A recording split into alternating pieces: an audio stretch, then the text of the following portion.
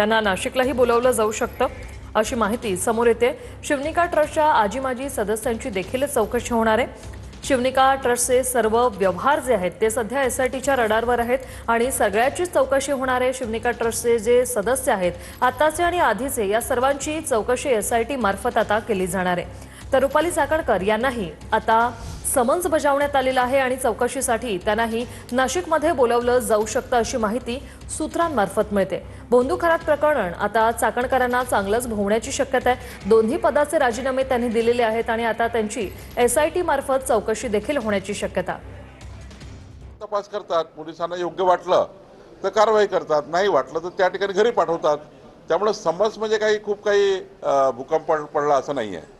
Summons सर्वांनाच येत राहतात, त्यामुळे समन्सवर काय कारवाई होईल त्यामध्ये त्यांच्या बयानामध्ये, त्यांच्या पोलिसांच्या चर्चेमध्ये, पोलीस जेव्हा बयान घेतील किंवा जे काही पुढच्या काळात त्या केसमध्ये तथ्य समोर येतील त्यावर पुढची कारवाई होत असतं। राष्ट्रवादी आमदार सुनील शेळके यांनी फार एका मत मांडलं की दोन्ही राष्ट्रवादी एकत्रित वेळ निघून गेलेले आहेत। कुठेतरी दोन राष्ट्रवादीमध्ये असा एक मतप्रवाह वेगवेगळा पाहायला मिळतो की दोन्ही राष्ट्रवादीने एकत्र यायला पाहिजे। भारतीय जनता पक्षाचे निर्णय करण्याचे अधिकार आम्हाला आहे।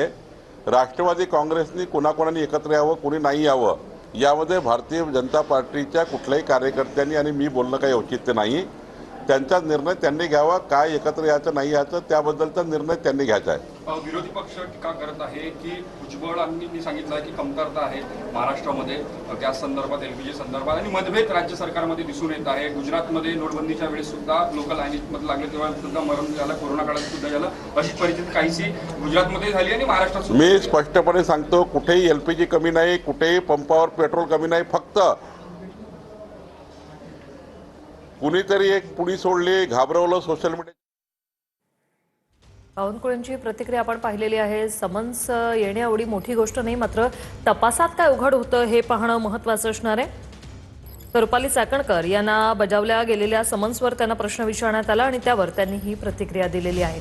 शिवनिका संस्थांचे सर्व व्यवहार आता सध्या एसआयटीच्या रडारवर आहेत। बोंधू खरात प्रकरणी चाकणकरांना एसआयटीकडून समन्स बजावल्याची सूत्रांची माहिती आहे। तर शिवनिका ट्रस्टचे जे सदस्य होते त्या सर्वांनाही चौकशीसाठी बोलावलं जाणार आहे। नाशिकमध्येही चौकशी होईल आणि सर्व व्यवहार आता एसआयटीच्या रडारवर आहेत। सर्व चौकशी एसआयटीकडून केली जाणार आहे।